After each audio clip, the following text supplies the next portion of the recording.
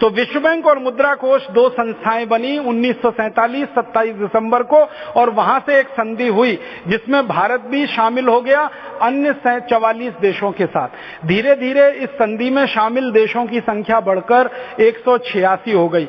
अब 2009 में विश्व बैंक और अंतर्राष्ट्रीय मुद्रा कोष की संधि में 186 देश शामिल हैं, भारत भी उसमें से एक है। और भारत के बारे में ये कहा जाता है कि जिस दिन से ये दोनों संस्थाएं बनी उसी दिन से भारत इसमें शामिल है। अब आप बोलेंगे जी इसमें बुराई क्या है? इसमें देखिए क्या बुराई है जो समझने लायक है। वो ये कि अंतर्राष्ट्रीय मुद्रा कोष और विश्व बैंक में हम अपना अंशदान जमा करते हैं हर साल, वो घटता बढ़ता रहता है। कभी 2 अरब डॉलर है, कभी 3 अरब डॉलर है, कभी 1.5 अरब डॉलर है, कभी 2.5 अरब डॉलर है। 1 अरब में 100 करोड़ होते हैं और 1 डॉलर में 50 रुपए होते हैं। तो हमारा अंशदान हर साल हमें देना पड़ता है विश्व बैंक में, अंतर्राष्ट्रीय मुद्रा कोष में। फिर कभी अचानक हमें कर्जे की जरूरत पड़ती है और हम विश्व बैंक और अंतर्राष्ट्रीय मुद्रा कोष के पास जाते हैं कि हमें कर्जा दे दो। तो ये दोनों संस्थाएं कर्जा देने के पहले कुछ शर्तें लादती हैं हमारे ऊपर, और उन शर्तों का पालन अगर हम करेंगे तो वो दोनों कर्जा देंगे, नहीं पालन करेंगे तो वो कर्ज नहीं देते। जब हम हमारा अंशदान वहां जमा करते हैं तब कोई शर्त नहीं है, वो कहते हैं लाओ लाओ लाओ लाओ जमा कर दो, जल्दी जल्दी दे दो। जैसे ही हमारा अंशदान उनके कब्जे में जाता है वो पूंजी उनकी हो जाती है, फिर वही पूंजी हमें कर्जे के रूप में लेनी है जिसका ब्याज भी हम देना चाहते हैं, लेकिन उस पर वो शर्तें लगाते हैं। शर्तें कैसी लगाते हैं? सबसे खराब, सबसे ज्यादा अपमानजनक। उदाहरण के लिए बताऊं, हमारी भारत सरकार ने 27 दिसंबर 1947 को अंतर्राष्ट्रीय मुद्रा कोष में अपना अंशदान दिया, जबकि भारत के पास पैसे नहीं थे। मुद्रा कोष को दान दिया, फिर उसके बाद इनको भी दिया विश्व बैंक को, जबकि पैसे नहीं थे। दूसरों से उधार लेकर हमने हमारा अंशदान जमा कराया, फिर 1948 में जमा कराया, फिर 49 में जमा कराया, फिर 50 में जमा कराया, फिर 51 में जमा किया, फिर 52 में भी जमा किया। 1952 में हमारी सरकार को कर्जे की जरूरत पड़ गई, क्योंकि हमारी सरकार ने एक पंचवार्षिक योजना बनाई, पहली बार बनाई, उसमें पूंजी की जरूरत थी। तो हमारी सरकार ने विश्व बैंक से कहा कि हम 1947 से हमारा अंशदान जमा कर रहे हैं और अब तक हमारा अंशदान कुछ 6-7 अरब डॉलर का हो चुका है, लिहाजा हम इतना कर्ज लेने के अधिकारी हैं, तो हमको ये कर्ज दे दिया जाए। तो विश्व बैंक ने कहा कर्जा तो देंगे, लेकिन हमारी शर्तें मान लो आप, तब हम आपको कर्ज देंगे। तो वो कर्ज तो देते हैं लेकिन कंडीशन लगाते हैं, शर्त लगाते हैं। और वो शर्त क्या होती है?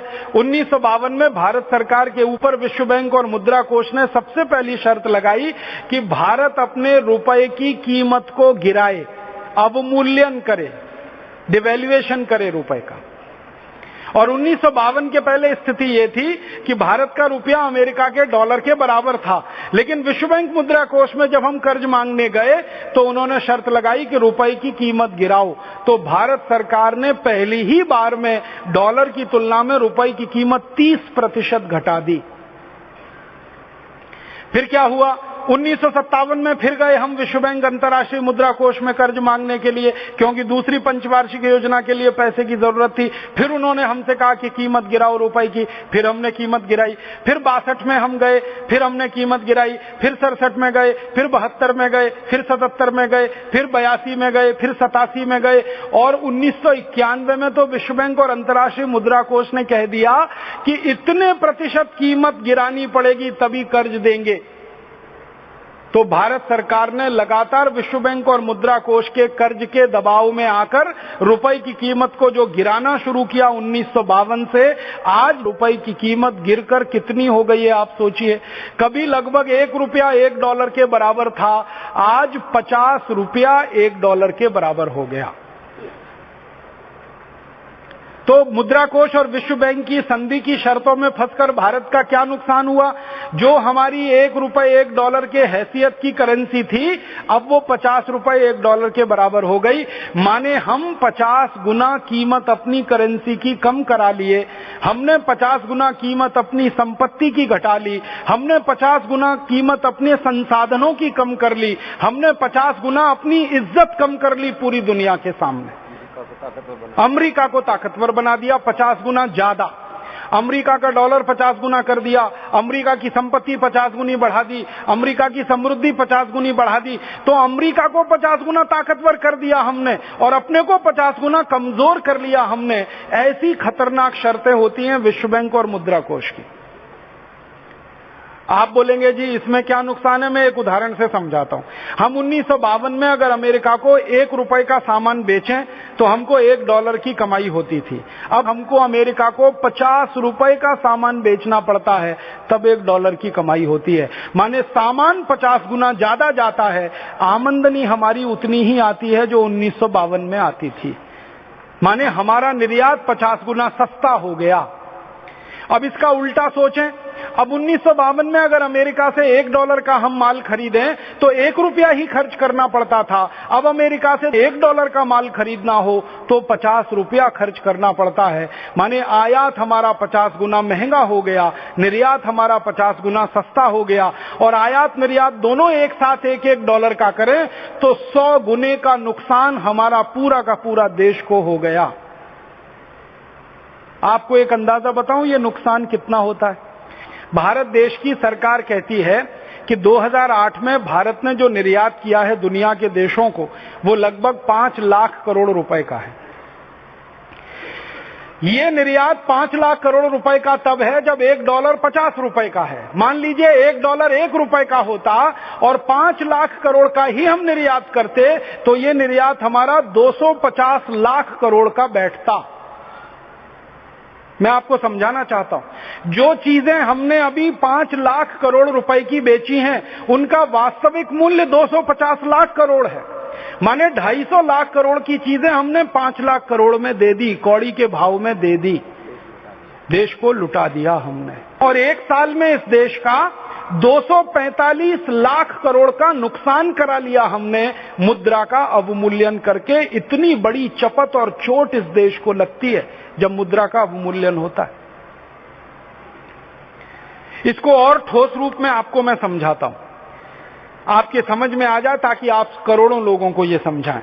जब हम मुद्रा में $1 के बराबर थे, $1 ₹1, तब हम अमेरिका को कच्चा लोहा बेचें या दुनिया के किसी भी देश को कच्चा लोहा बेचें तो 1 किलो कच्चा लोहा हमारा बिकता था 7 सवा 7 रुपए का, क्योंकि रुपया और डॉलर बराबर था।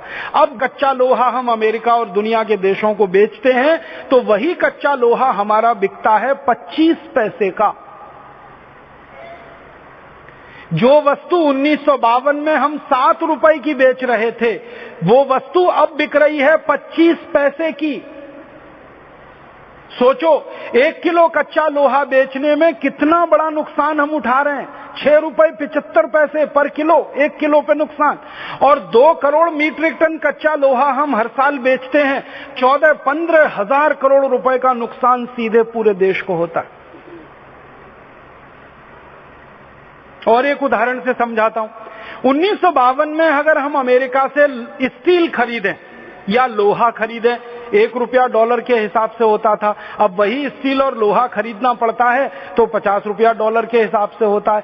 तो आप कल्पना करो कि जो स्टील हम 52 में खरीदते थे और जो स्टील 2009 में खरीदते हैं वो कीमत 50 गुनी बढ़ चुकी है। आपको हैरानी होगी, 1952 में हम स्टील खरीदते थे दुनिया के देशों से तो 80 पैसे किलो के भाव में हम लेते थे। आज वही स्टील हमको 40 रुपए किलो में खरीदना पड़ता है। स्टील वही है, ₹40 जाता है उसका। क्वालिटी वही है, ₹40 जाता है उसका। आयात करें तो घाटा, निर्यात करें तो जबरदस्त घाटा, और दोनों घाटों को मिलाएं तो घाटे का घाटा। फिर इसकी पूर्ति करने के लिए हम विश्व बैंक से कर्जा लाएं और विश्व बैंक वाले फिर कहें कि रुपए की कीमत कम करो ताकि घाटा और बढ़े, फिर रुपए की कीमत कम करके कर्ज लाएं, फिर घाटा बढ़ाएं। इसी चक्कर में पूरा देश 63 साल से पिस रहा है, इसी चक्कर में। और बड़े बड़े अर्थशास्त्रियों से जब हम ये बहस करते हैं कि इस दुष्चक्र से भारत को निकालने का रास्ता बताओ, तो वो एक ही बात कहते हैं कि राजीव भाई एक ही रास्ता है कि भारत इतनी ताकत हासिल करे कि ये विश्व बैंक और अंतर्राष्ट्रीय मुद्रा कोष की संधि को एक झटके में खत्म करे और दुनिया के 85 देशों के साथ मिलकर इस संधि को खत्म कराए, तो इस दुष्चक्र से बाहर निकलने का रास्ता है। अन्यथा तो ये देश पिसता ही रहेगा, पिसता ही रहेगा, पिसता ही रहेगा।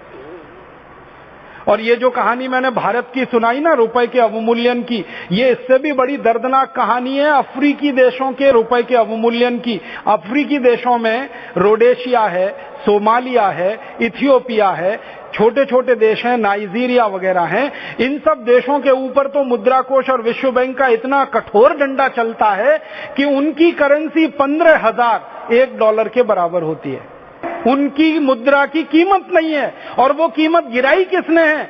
अंतर्राष्ट्रीय मुद्रा कोष और विश्व बैंक, इन दोनों संस्थाओं ने मिलकर। क्योंकि ये देश भी जाकर कर्ज लाते हैं और कर्ज के लिए एक ही शर्त है, वो लगाते हैं कि कीमत कम करो अपनी करेंसी की। तो उस चक्कर में ये देश और भी बर्बाद हो रहा है। माने कोई मुद्रा की कीमत ही नहीं है, और वो कीमत को बिल्कुल जमीन पे धराशायी कर देने का काम विश्व बैंक और मुद्रा कोष करते हैं। मैं और एक उदाहरण देता हूं, हमारा पड़ोसी देश है इंडोनेशिया। इंडोनेशिया पर यह मुद्रा कोष और विश्व बैंक का ऐसा तगड़ा डंडा चला कि वो इंडोनेशिया की करेंसी जो है ना, रुपया है, रुपया। हमारे यहां जैसे रुपया है ना, इंडोनेशिया में रुपया है। तो $1 में एक जमाने में 17 रुपया हुआ करता था। विश्व बैंक और मुद्रा कोष ने उसको 17,000 रुपया करा दिया $1 में। गरीबों का सोच। और इंडोनेशिया मटिया मेट हो गया इसी चक्कर में फंस के। ऐसे ही लैटिन अमेरिका में एक देश है अर्जेंटीना, एक है ब्राजील, एक है चिली, एक है कोस्टारिका, एक है कोलंबिया। ऐसे दुनिया में 100 देश हैं जो अंतर्राष्ट्रीय मुद्रा कोष और विश्व बैंक के चक्कर में फंसकर कर्ज लेने के लिए गए और उनकी शर्तों को मानते हुए अपनी करेंसियों को उन्होंने कम किया और अवमूल्यन में पूरी तरह से डूब गए, कर्जे में फंसे और गहरे कर्जे में फंस गए। ये अंतर्राष्ट्रीय मुद्रा कोष और विश्व बैंक का षड्यंत्र सारी दुनिया में चलता है। और इस पे कब्जा किसका है? अमेरिका का कब्जा है। अंतर्राष्ट्रीय मुद्रा कोष का जो अध्यक्ष बनता है वो अमेरिका की मर्जी से, विश्व बैंक का जो अध्यक्ष बनता है उसका तो नियम है कि वो अमेरिकी नागरिक ही होना चाहिए, तभी अध्यक्ष बन सकता है। अंशदान हम सब दे रहे हैं, आप ध्यान दीजिएगा। 186 देश अपने अपने हिस्से का पैसा उसमें जमा कर रहे हैं, लेकिन अध्यक्ष इन 186 देशों में से किसी का नहीं बन सकता, वो सिर्फ अमेरिका का ही बनता है। और अमेरिका में ही पैदा हुआ नागरिक विश्व बैंक का अध्यक्ष हो सकता है। अंतर्राष्ट्रीय मुद्रा कोष का अध्यक्ष भी अमेरिका की पसंद से ही बनाया जाता है, तो अमेरिका का पूरा कब्जा उस पर रहता है। और आपको सुनकर हैरानी होगी, पिछले 10 साल से अंतर्राष्ट्रीय मुद्रा कोष और विश्व बैंक में अमेरिका अपना अंशदान जमा नहीं कर रहा है, फिर भी दादागिरी उसी की चल रही है। और ये दादागिरी कैसे चल रही है? इन दोनों संस्थाओं में फैसला होने के लिए वोट का नियम है। तो अमेरिका के पास सबसे ज्यादा वोट हैं इन दोनों संस्थाओं में, और वो वोट हैं करीब 20%। तो अमेरिका की दादागिरी सबसे ज्यादा चलती है इन दोनों संस्थाओं। अंशदान सबके बराबर हैं और वोट अमेरिका के ज्यादा हैं, इसलिए अध्यक्ष अमेरिका का बनता है, उपाध्यक्ष अमेरिका का बनता है, सब कुछ अमेरिका के समर्थन से ही होता है। और अमेरिका जैसा कहता है ये दोनों संस्थाएं वैसे ही काम करती हैं। एक और उदाहरण दूं, इन दोनों संस्थाओं में कर्ज मांगने जाओ तो एक दूसरी शर्त ये लगाते हैं। इनकी दूसरी शर्त क्या होती है? जैसे भारत देश कभी विश्व बैंक और अंतर्राष्ट्रीय मुद्रा कोष में कर्ज मांगने जाएगा तो वो कहेंगे कि भारत के जितने प्राकृतिक संसाधन हैं वो विदेशी कंपनियों को बेचो, ये दूसरी शर्त है उनकी। अब प्राकृतिक संसाधन क्या है? हमारे यहाँ लोहे की खदानें हैं, हमारे यहाँ कोयले की खदानें हैं, हमारे यहाँ सोना निकलता है जमीन के नीचे से, हीरे की खदानें हैं, पन्ने की खदानें हैं, बॉक्साइट की खदानें हैं, एल्यूमिनियम की, हमारे यहाँ तो बेशकीमती खदानें ही खदानें हैं। भगवान ने भारत देश को जमीन के ऊपर जितनी संपत्ति दी है उससे कई गुना ज्यादा संपत्ति जमीन के नीचे दे रखी है भगवान ने इस देश को। तो जब भी हम विश्व बैंक और अंतर्राष्ट्रीय मुद्रा कोष में कर्ज मांगने जाते हैं तो वो दूसरी शर्त लगाते हैं कि भारत की ये जो खदानें हैं, कोयले की, लोहे की, हीरे की, ये सब विदेशी कंपनियों को दे दो। तो भारत की सरकार धड़ाधड़ विदेशी कंपनियों के साथ समझौते करके इन खदानों को कौड़ी के भाव में बेचती रहती है। आपको मालूम है, इसी विश्व बैंक और अंतर्राष्ट्रीय मुद्रा कोष के दबाव में इस समय भारत के लोहे की ज्यादातर खदानें विदेशी कंपनियों के हाथ में चली गई हैं। उड़ीसा में, छत्तीसगढ़ में, महाराष्ट्र में, कर्नाटक में और गोवा में और झारखंड में सारी खदानें विदेशी कंपनियों के हाथ में। इसी तरह से सबसे बड़ी अंतर्राष्ट्रीय कंपनी है हीरे के व्यापार में डी बियर्स, उसके हाथ में हमारी हीरे की खदानें चली गई। और अब तो प्राकृतिक संसाधनों में आपको मालूम है खदानें तो होती हैं, पहाड़ भी होते हैं, जंगल भी होते हैं, नदियां भी होती हैं, सरोवर होते हैं, तालाब होते हैं। तो अब तो हमारी सरकारों ने विश्व बैंक और मुद्रा कोष के दबाव में आकर भारत की नदियों को विदेशी कंपनियों को बेचना शुरू कर दिया है। नदियां बिक रही हैं हमारी। आपको मैं बताना चाहता हूं जिसके प्रमाण हमारे पास मौजूद हैं। छत्तीसगढ़ की एक बहुत सुंदर, बहुत अच्छी नदी है शिवनाथ नदी, वो विदेशी कंपनी ने खरीद ली है पूरी की पूरी।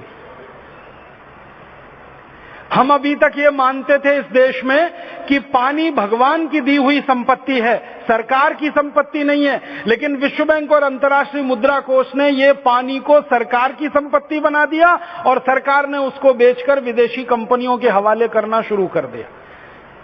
जंगल बिक रहे हैं विदेशी कंपनियों के नाम हमारे देश में, पहाड़ बिक रहे हैं विदेशी कंपनियों के नाम।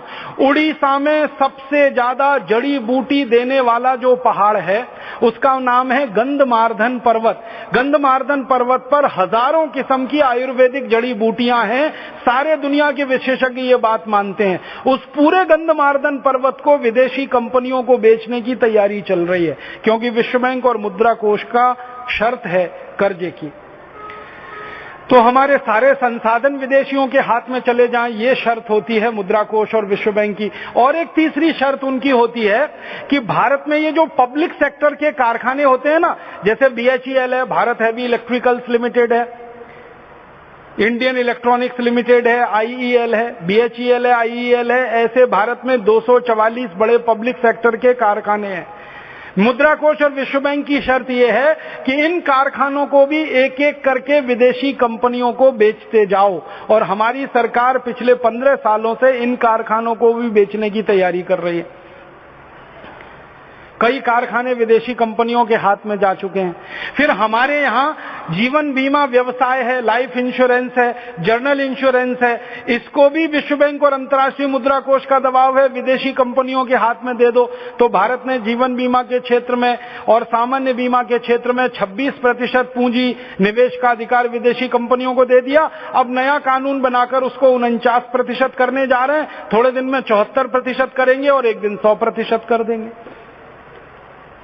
तो विश्व बैंक और मुद्रा कोष की शर्तें ऐसी खतरनाक होती हैं। एक तीसरी शर्त बताता हूं, विश्व बैंक और मुद्रा कोष की एक तीसरी शर्त यह होती है कि हमारे भारत की सरकार जो बजट बनाती है और उस बजट में गरीबों के लिए जो पैसा खर्च किया जाता है, जिसको सब्सिडी के नाम से हम जानते हैं, इसको कम करते जाओ और हर साल के गरीबों के ऊपर खर्च होने वाले बजट को कम करते जाओ।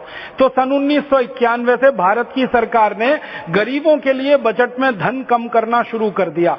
तो शिक्षा के लिए धन कम हो गया, स्वास्थ्य के लिए धन कम हो गया, चिकित्सा के लिए धन कम हो गया, किसानों के लिए धन कम हो गया, खेती के लिए धन कम हो गया, सिंचाई के लिए धन कम हो गया। माने भारत के आम आदमी की जरूरतें पूरी करने वाली जो योजनाएं हैं विकास की, उन सबके लिए सरकार के पास अब धन की कमी है, क्योंकि विश्व बैंक और मुद्रा कोष की वो शर्त है। और विश्व बैंक और मुद्रा कोष क्या कहते हैं? वो कहते हैं हर चीज का प्राइवेटाइजेशन करो, शिक्षा का प्राइवेटाइजेशन कर दो, चिकित्सा का प्राइवेटाइजेशन कर दो, न्याय का प्राइवेटाइजेशन कर दो, सड़कों का प्राइवेटाइजेशन कर दो, संसाधनों का प्राइवेटाइजेशन कर दो। और धीरे धीरे सरकार वही कर रही है। आपको मालूम है सड़कों का प्राइवेटाइजेशन कैसे हो रहा है? सड़कें विदेशी कंपनियों को या निजी ठेकेदारों को दी जा रही है बनाने के लिए। बनाने के लिए कर्ज की जरूरत है, सरकार उसकी कमी पूरी कर रही है, कर्जा सरकार दिलवा रही है। कर्जा वो ठेकेदारों के नाम से, वो देशी हो या विदेशी हो, विड्रॉ किया जा रहा है। सड़क बना रहे हैं, सड़क बनाकर उस पर टोल टैक्स वसूल रहे हैं। 10-10 साल के लिए, 20-20 साल के लिए, 30-30 साल के लिए, 40-40 साल के लिए 1 किलोमीटर का 1.5 रुपया, 2 रुपया, 2.5 रुपए के हिसाब से टोल टैक्स वसूल रहे हैं। और सरकार उन सड़कों पर चलने के लिए रोड टैक्स अलग से वसूल रही है।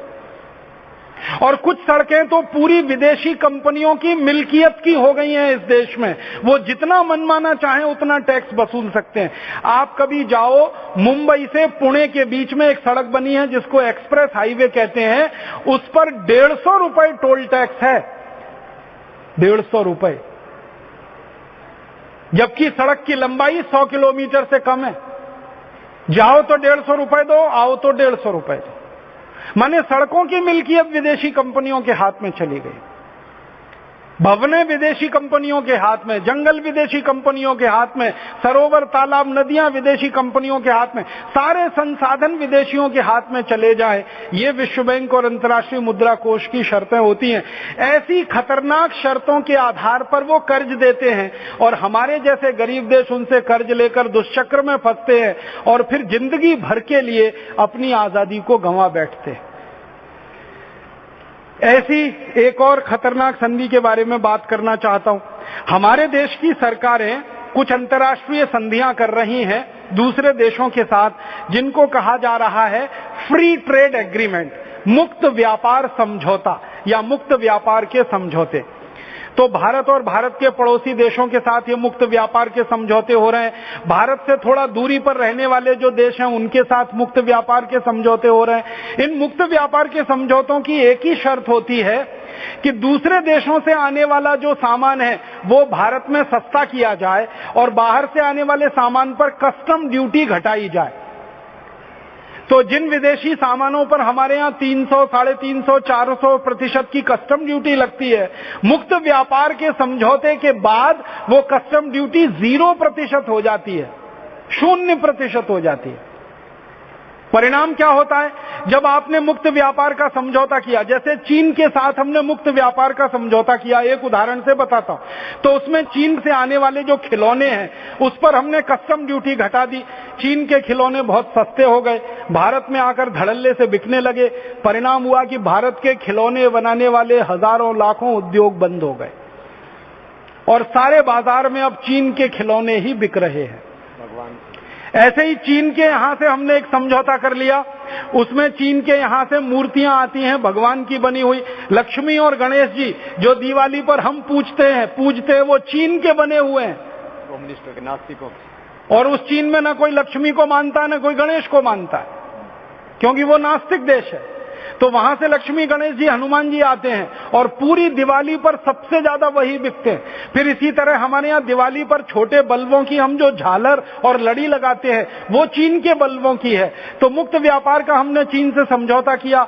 4000 ऐसी वस्तुएं हैं जो चीन से आती हैं बहुत सस्ती कीमत पर, जिन पर कस्टम ड्यूटी बिल्कुल थोड़ी सी 0%, 1%, 2% की रखते हैं और वो सस्ती सस्ती चीजें आके बाजार में भर जाती हैं। अंतिम दुष्परिणाम निकलता है कि भारत की जो कंपनियां उन चीजों को बनाती हैं उनकी महंगी हो जाती हैं चीजें, वो बेच नहीं पाते हैं और हजारों लाखों छोटे उद्योग इस देश में बंद होते चले जाते हैं। हमारी सरकार ने श्रीलंका के साथ एक मुक्त व्यापार का समझौता किया, ताइवान के साथ किया, थाईलैंड के साथ किया, वियतनाम के साथ किया। ऐसे 10 देशों के साथ अभी सरकार ने समझौते किए।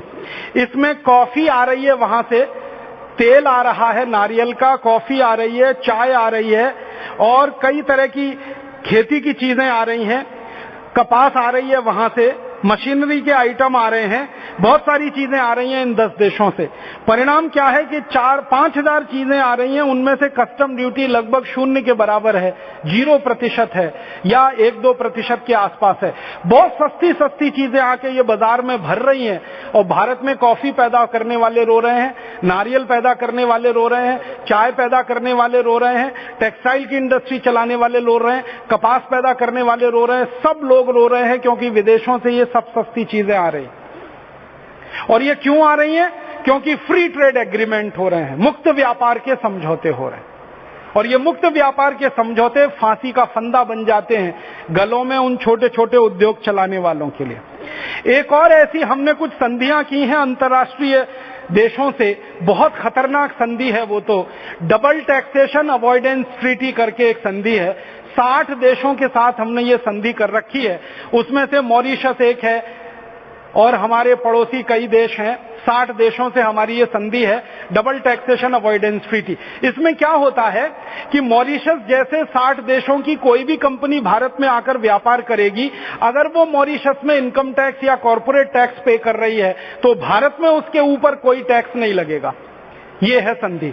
तो परिणाम क्या होता है, बहुत सारी विदेशी कंपनियां मॉरिशस में जाके पहला ऑफिस बना लेती हैं, फिर वहां से भारत में घुसकर पूंजी निवेश करती हैं और उस पूंजी निवेश पर जितना मुनाफा वो कमाते हैं, एक पैसा टैक्स दिए बिना सब लूट कर यहां से ले जाते हैं।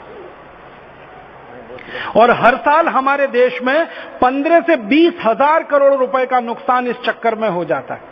अब मॉरिशस बिल्कुल छोटा सा देश है, लेकिन पूंजी निवेश की तालिका में आप देखेंगे तो भारत में सबसे ज्यादा पूंजी निवेश करने वाला देश मॉरिशस बना हुआ है। उसके पास अपने लिए कुछ खाने पीने को नहीं है, स्वावलंबी देश नहीं है, स्वदेशी नहीं है, पूरा अपने पैरों पे खड़ा हुआ नहीं है। वो भारत में सबसे ज्यादा पूंजी निवेश कहां से कर रहा है, बहुत सारे देशों की कंपनियां वहां आकर पूंजी निवेश करके भारत में घुस रही हैं, क्योंकि टैक्स की उनको चोरी करने का रास्ता खुला हुआ है। और ऐसी संधि 60 देशों के साथ हमने कर रखी है, जिसमें हर साल हजारों करोड़ का नुकसान उठाना पड़ता है। खाली मॉरिशस देश वाला अध्ययन मैंने किया था, 15,000 करोड़ का नुकसान हर साल हमको होता है। मॉरिशस देश के साथ ये संधि हमने कर रखी। 60 और भी देश हैं। इसी तरह से मैं कहना चाहूंगा, एक हमने मल्टीलैटरल ट्रीटी की हुई है दुनिया के कई देशों के साथ मिलकर, जिसका नाम है WTO agreement, world trade organization agreement. पहले इसको हम गेट एग्रीमेंट कहते थे, आजकल इसको WTO एग्रीमेंट कहते हैं। इस एग्रीमेंट में तो इतनी खतरनाक शर्तें हैं, मैं इसकी एक लाइन पढ़ के सुनाता हूं। WTO एग्रीमेंट की पूरी कॉपी मेरे पास है। ये करीब 576 पेज का एग्रीमेंट है। इस एग्रीमेंट को भारत सरकार ने 1995 में साइन किया, 2005 से ये भारत में लागू हो गया। इस एग्रीमेंट की एक लाइन पढ़ के सुनाना चाहता हूं। No single element of this draft final act can be considered as agreed till the total package is agreed. माने ये 576 पन्ने का जो पूरा एग्रीमेंट है, ये पूरा का पूरा आपको मानना ही पड़ेगा। इसकी एक लाइन, एक वाक्य भी आप अलग नहीं कर सकते, ये इसका मतलब है। अब इसमें 576 पेजों में अलग अलग समझौते हैं, जैसे एग्रीमेंट फॉर टेक्सटाइल है, एग्रीमेंट फॉर एग्रीकल्चर है, एग्रीमेंट फॉर सर्विसेज है, एग्रीमेंट ऑन पेटेंट्स है जिसको ट्रिप्स कहते हैं। ऐसे इसमें 28 समझौते हैं। उन सभी समझौतों की शर्तें इतनी खराब हैं कि देश का पूरा आर्थिक नाश हो जाए, ऐसा खतरनाक ये एग्रीमेंट साइन हुआ है।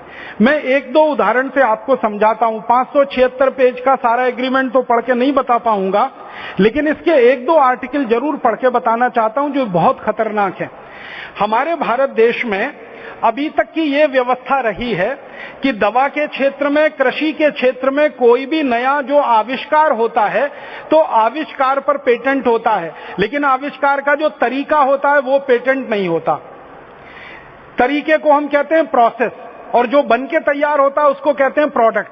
तो भारत में प्रोसेस का पेटेंट तो नहीं होता, प्रोडक्ट का पेटेंट होता है, लेकिन वो आविष्कारी हो तो, माने नया हो तो। अब ये जो नया एग्रीमेंट है WTO का, वो ये कहता है कि आविष्कार हो या ना हो, नया हो या ना हो, प्रोसेस हो या प्रोडक्ट हो, सबको पेटेंट देना ही पड़ेगा और कम से कम 20 साल के लिए देना पड़ेगा। अब इसमें होता क्या है कि विदेशों से कोई नई दवा आई, वो नई दवा को हमने दूसरे तरीके से बना लिया और सस्ती कीमत पर हम भारत में बेच सकते हैं। अब इस एग्रीमेंट के बाद कोई भी विदेशी दवा आती है, उसकी कितनी भी सस्ती कीमत पर हम दूसरी दवा बना के नहीं बेच सकते। 20 साल तक वही कंपनी उस दवा को बेचेगी और लाखों करोड़ों रुपए लूटेगी। ऐसा एग्रीमेंट है। इसी तरह बीज के क्षेत्र में हमारे यहां यह होता था कि किसान जो बीज बनाते हैं उस पर किसी कंपनी का अधिकार नहीं हो सकता, लेकिन अब इस समझौते में बहुत साफ लिखा हुआ है कि बीज किसान का हो या कंपनी का, पेटेंट के मालिक का ही अधिकार होगा। ऐसी इसमें एक दो नहीं हजारों शर्तें हैं WTO एग्रीमेंट में, और ये भी हमने साइन कर लिया है। इस तरह से अंतर्राष्ट्रीय संधियों के मकड़जाल में हमारा ये देश फंस गया है। अब हमें इसको बाहर निकालना है तो कोई बहुत बड़ा अभियान, कोई बहुत बड़ी ताकत के साथ अभियान चलाना पड़ेगा और इन संधियों के मकड़जाल को काटना पड़ेगा और भारत जैसे दुनिया के देशों को खड़ा करके इस पूरी दुनिया को इन संधियों के मकड़जाल से मुक्त कराना पड़ेगा। कुछ एक दो और महत्वपूर्ण संधियों के बारे में आपसे बात करना चाहता हूं। उसके पहले एक पुरानी छोटी सी अधूरी बात को पूरा कर दूं। वर्ल्ड ट्रेड ऑर्गेनाइजेशन की जो संधि हमने की है, WTO की संधि हमने की है, जिसमें मैंने पेटेंट की बात आपसे कही, उस संधि में कुछ और भी खतरनाक एक दो बातें हैं जो मैं आपके ध्यान में और पूरे देश के ध्यान में लाना चाहता हूं कि अभी तक हमारे देश में ऐसा होता रहा कि कोई विदेशी कंपनी जब व्यापार करने के लिए आती है तो हम उसको विदेशी कंपनी मान के उसके साथ व्यवहार करते हैं। और कोई भी देश में ऐसे ही व्यवहार होता है। जब आप अपने देश के नागरिक होते हुए अपने देश में व्यापार करते हैं तो एक तरह का व्यवहार आपके साथ होता है। जब आप बाहर के नागरिक की हैसियत से आकर हमारे देश में या किसी देश में व्यापार करेंगे तो विदेशी नागरिक की हैसियत से आपके साथ व्यवहार होता है। लेकिन इस WTO एग्रीमेंट में एक एग्रीमेंट है, एग्रीमेंट फॉर ट्रिम्स उसका नाम है, ट्रेड रिलेटेड इन्वेस्टमेंट मेजर। उसका मैं एक धारा आपको पढ़ के सुनाना चाहता हूं। इतनी खतरनाक है कि अभी तक मैंने कहा ना, कोई विदेशी आएगा तो व्यापार करेगा, हम उसको विदेशी मानेंगे, और हमारे देश का नागरिक भारत में व्यापार करेगा तो उसको देशी मानेंगे, स्वदेशी मानेंगे। अब इस एग्रीमेंट में WTO में ये लिखा हुआ है कि किसी भी विदेशी कंपनी को या विदेशी नागरिक को भारत में व्यापार करते समय आपको वो सब सुविधाएं देनी पड़ेंगी जो किसी स्वदेशी कंपनी को और स्वदेशी नागरिक को आप देते हैं, और आप उसको विदेशी नहीं मान सकते। उसकी संपत्ति की सुरक्षा ऐसे ही करनी पड़ेगी जैसे किसी भारतीय और स्वदेशी नागरिक की संपत्ति की रक्षा करनी पड़ती है। हमारी बोली का भी इतने खतरनाक इसमें एग्रीमेंट में, इस संधि में, समझौते में वाक्य लिखे हुए। माने विदेशी कंपनी कोई आए, भारत में उसने पूंजी लगाई, अब वो पूरी कंपनी भारत की सरकार की नजरों में विदेशी नहीं है, वो स्वदेशी कंपनी की तरह ही है, और उसकी सुविधा, उसका सुख, सब कुछ आपको वैसे ही संरक्षित और सुरक्षित रखना पड़ेगा जैसे किसी स्वदेशी और देशी कंपनी का आप रखते हैं। अब मैं इसको एक उदाहरण से समझाता हूं कि मान लीजिए कोई विदेशी कंपनी भारत में आई, जैसे यूनियन कार्बाइड नाम की एक कंपनी अमेरिका से भारत में आई। उसने 3 दिसंबर 1984 की रात को भोपाल में एक बहुत बड़ा हत्याकांड किया। मिथाइल आइसोसाइनेट नाम की गैस उसमें से रिसी, और वो गैस के कारण 17,000 लोग एक रात में तड़प तड़प के मर गए। 1.5 लाख से ज्यादा लोग हमेशा के लिए विकलांग हो गए। दुनिया की सबसे बड़ी औद्योगिक दुर्घटना वो मानी जाती है। इसको एक अमेरिका की कंपनी ने किया, और उस कंपनी के खिलाफ भारत देश में एक अभियान चला। उस अभियान के तहत कंपनी की संपत्ति जब्त हुई। सरकार ने और अदालत ने मिलकर कार्रवाई की, वो संपत्ति लोगों में बांटी गई। ये अलग बात है कि भ्रष्टाचार के कारण वो सबको बराबर नहीं मिल पाई, और संपत्ति जितनी कंपनी की अस्थायी थी उस पर ताला डाला गया। कंपनी कुछ बेचकर यहां से भाग ना जाए, इसके लिए व्यवस्था की गई। ये हुआ। लेकिन ये WTO एग्रीमेंट लागू होने के बाद अगर ये दुर्घटना हो जाए तो बहुत अफसोस के साथ मैं आपसे कहता हूं, उस कंपनी के खिलाफ कार्यवाही करने में सरकार को पसीने आ जाएंगे, क्योंकि उस कंपनी की संपत्ति की रक्षा ऐसे ही करनी पड़ेगी जैसे किसी देशी और कंपनी की रक्षा की जाती है, और उसको वो सारी सुख सुविधाएं और नियम बना के देने पड़ेंगे जो किसी देशी आदमी के लिए किए जाते हैं। तो बड़ी बड़ी विदेशी कंपनियां आकर बड़ी बड़ी दुर्घटनाएं हमारे यहां करेंगी, और हम उनके खिलाफ कोई बहुत बड़ी कड़क कार्रवाई नहीं कर पाएंगे। ये इस WTO एग्रीमेंट की शर्तों में लिखा हुआ है। और एक शर्त के बारे में मैं बताना चाहता हूं, हमारे खेती और किसानों से जुड़े हुए एक एग्रीमेंट के बारे में इसमें लिखा हुआ है कि भारत के किसानों को केंद्र सरकार और राज्य सरकार के द्वारा जो आर्थिक सहायता दी जाती है, प्रत्यक्ष और परोक्ष रूप से, इस संधि के लागू होने के बाद वो सारी सहायता बंद करनी पड़ेगी। और वो सहायता बंद होने का मतलब है कि किसानों के द्वारा पैदा की जाने वाली वस्तुओं का भाव अंतर्राष्ट्रीय बाजार भाव के हिसाब से देना पड़ेगा, ज्यादा भाव आप नहीं दे सकते। और किसानों के लिए रासायनिक खाद और कीटनाशकों पर सरकार की जो घटोत्तरी की व्यवस्था है, माने कम कीमत पर उसको बिकवाने की व्यवस्था है, वो धीरे धीरे पूरी खत्म करनी पड़ेगी।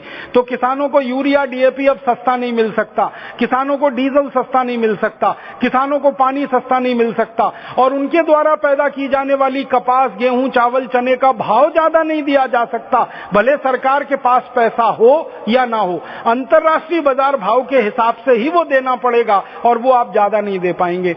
अब हम हमारे 77 करोड़ किसानों की मदद नहीं कर पाएंगे सरकार की हैसियत के रूप में। ये इस संधि के एक समझौते का हिस्सा है। और इसमें एक सबसे खतरनाक वाक्य मैं आपको पढ़ के सुनाना चाहता हूं, ताकि आप ये पूरे देश के लोगों को पढ़कर सुनाएं। इस संधि को लागू करने के लिए जो पहला अध्याय लिखा गया है, उस पहले अध्याय में लिखा गया है वो ये कि आप जब इस संधि को लागू करेंगे, माने भारत जैसा देश जब इस संधि को लागू करेगा, तो इस संधि के हिसाब से आपके कायदे कानून बदलने पड़ेंगे, ना कि कायदे कानून के हिसाब से ये संधि बदली जाएगी। ये कितनी खतरनाक बात है, आप इसका अंदाजा लगाइए। हमने ये संधि कर ली WTO की, अब हमारे देश का कोई कानून इस संधि के खिलाफ है तो हमको वो कानून बदलना पड़ेगा, ये संधि नहीं बदली जाएगी। इसमें लिखा हुआ है, no single element of this draft final act can be considered as agreed till the total package is agreed. जब तक ये पूरा का पूरा ड्राफ्ट आप स्वीकार नहीं कर लेते और इसके हिसाब से आपके कायदे कानून नहीं बदल देते, तब तक ये संधि लागू नहीं मानी जाएगी। माने इस संधि को लागू करने के लिए भारत की सरकार को कोई भी कानून बदलना है, कोई भी नियम बदलना है, तो वो बदल देना बहुत जरूरी है। इस संधि को बदला नहीं जा सकता। अब मैं आपको उदाहरण से समझाता हूं इसका कितना खतरनाक गंभीर परिणाम होगा, उसका अंदाजा लगाइए। इस संधि में एक जगह लिखा हुआ है कि भारत में जो सेवा का क्षेत्र है, सर्विसेज का सेक्टर है, वो विदेशी कंपनियों के लिए खोलना पड़ेगा। और सेवा के क्षेत्र में क्या क्या आता है? उत्पादन को छोड़कर जितनी भी गतिविधि दुनिया में चलती है वो सब सेवा क्षेत्र में आती है। मैं आपको नाम लेके बताता हूं। ये वकालत का पेशा सेवा क्षेत्र में आता है, ये चिकित्सा का पेशा सेवा क्षेत्र में आता है, ये होटल मैनेजमेंट का पेशा सेवा क्षेत्र में आता है, ये सड़क पर झाड़ू लगाने का काम सेवा क्षेत्र में आता है, कैटरिंग का काम सेवा क्षेत्र में आता है। माने हजारों तरह के काम सेवा क्षेत्र में आते हैं। तो इस संधि में लिखा हुआ है कि सेवा के क्षेत्र को विदेशियों के लिए खोलना पड़ेगा। माने अब विदेशी वकील आकर भारत में वकालत कर सकेंगे, विदेशी डॉक्टर आकर भारत में चिकित्सा कर सकेंगे, विदेशी होटल मैनेजमेंट की कंपनियां भारत में आके व्यापार कर सकेंगी, झाड़ू लगाने वाली विदेशी कंपनियां भारत में आकर व्यापार कर सकेंगी, रेस्टोरेंट होटल खोलने वाली विदेशी कंपनियां भारत में आ सकेंगी, स्कूल कॉलेज और विश्वविद्यालय खोलने वाली विदेशी कंपनियां भारत में आ सकेंगी। माने सेवा के हर क्षेत्र में विदेशी आ सकेंगे। अब हम उनको रोक नहीं सकेंगे। अब होने वाला क्या है? मान लीजिए इस संधि के लागू होने के बाद सेवा के क्षेत्र में, शिक्षा में कल्पना करिए, विदेशी स्कूल आ गए, विदेशी कॉलेज आ गए, विदेशी यूनिवर्सिटी आ गई, और यहां हरिद्वार में आकर विदेशी यूनिवर्सिटी ने अपनी एक शाखा खोल ली। मान लीजिए कैम्ब्रिज और ऑक्सफोर्ड यूनिवर्सिटी ने एक शाखा यहां खोल ली हरिद्वार में। परिणाम क्या होगा? ज्यादातर विद्यार्थी वहीं जाके भर्ती हो जाएंगे और हमारे विश्वविद्यालयों में विद्यार्थी नजर नहीं आएंगे दाखिले के लिए। और विदेशी विश्वविद्यालय जो खोलेंगे वो कैंपस नहीं बनाएंगे, वो अपना एक ऑफिस खोलेंगे 10 बाई 10 का, और यहां से कहेंगे डिग्री बांटेंगे हम आपको, परीक्षा आप अपने घर में बैठ के दे दो, डिग्री यहां आके ले लो। और ऑक्सफोर्ड की और कैम्ब्रिज की डिग्री अगर हरिद्वार में मिलती है तो कौन विद्यार्थी नहीं जाएगा वहां लेने के लिए? इसी तरह से विदेशी एडवोकेट आएंगे, वो हाई कोर्ट में प्रैक्टिस करेंगे, सुप्रीम कोर्ट में प्रैक्टिस करेंगे, और सरकार उनके लिए कानून बदलने की तैयारी कर रही है। हमारे देश में वकीलों का एक कानून है, इंडियन एडवोकेट्स एक्ट। ये कानून कभी बनवाया था सरदार वल्लभ भाई पटेल ने बहुत मेहनत करके। इस कानून में यह व्यवस्था की गई थी कि भारतीय न्याय व्यवस्था में विदेशी वकील आकर कभी वकालत नहीं कर सकेंगे। अब उस कानून को बदलना है, ये WTO की संधि कहती है। अब विदेशी वकीलों के लिए दरवाजा खोलना है और विदेशी वकील आकर यहाँ पे बहस करेंगे, प्रैक्टिस करेंगे। तो यहाँ के मुवक्किल तो कहेंगे कि भैया अंग्रेजी में ही सारा बहस होना है और इन विदेशियों को तो भारतवासियों से अच्छी अंग्रेजी आती है, लिहाजा हमारा मुकदमा तो हम इन्हीं को दे रहे हैं। तो भारतीय वकीलों के पास क्या होगा? खाने पीने के लाले पड़ जाएंगे। विदेशी डॉक्टर आ जाएंगे चिकित्सा करने के लिए, विदेशी हॉस्पिटल आ जाएंगे, विदेशी होटल आ जाएंगे, हर जगह विदेशी विदेशी विदेशी अगर छा जाएंगे तो आप कल्पना करिए कि 1947 में हमने जितनी मेहनत करके एक विदेशी कंपनी को भगाया, अब इस WTO एग्रीमेंट के बाद हजारों विदेशी कंपनियां और आ जाएंगी, तो देश की आजादी तो वैसे ही चली जाएगी। ऐसे खतरनाक समझौते का नाम है विश्व व्यापार संगठन समझौता। ऐसी और एक संधि के बारे में मैं आपसे बात करना चाहता हूं। ये जो WTO एग्रीमेंट जैसी संधि हुई है, ऐसे ही एक संधि होने की बात चल रही है। भारत ने अभी तक उस पर हस्ताक्षर नहीं किए हैं, लेकिन जबरदस्ती भारत को धकेलकर उसमें हस्ताक्षर कराया जा रहा है। उस संधि का नाम है NPT, न्यूक्लियर पॉलीफरेशन ट्रीटी। इस संधि में क्या हो रहा है कि भारत से ये कहा जा रहा है कि तुम इसमें हस्ताक्षर करो। भारत देश इसमें हस्ताक्षर नहीं कर रहा है। क्यों नहीं कर रहा है? इस संधि में ऐसी भेदभाव की व्यवस्था है कि अमेरिका, जर्मनी, फ्रांस, ब्रिटेन, रूस और चीन जैसे देशों ने जो परमाणु हथियार बना लिए हैं, वो सारे हथियारों को अपना वो सुरक्षित रख सकते हैं, लेकिन भारत जैसे देश इसमें हस्ताक्षर करके ये गारंटी करें कि भारत अपने सारे परमाणु हथियारों को बंद करेगा, ध्वस्त करेगा, खत्म करेगा। हमसे संधि करवाने की अपेक्षा कर रहा है अमेरिका, और अमेरिका ये कह रहा है कि भारत ये वायदा करे कि भारत के पास जितने परमाणु बम हैं उनको वो नष्ट कर देगा।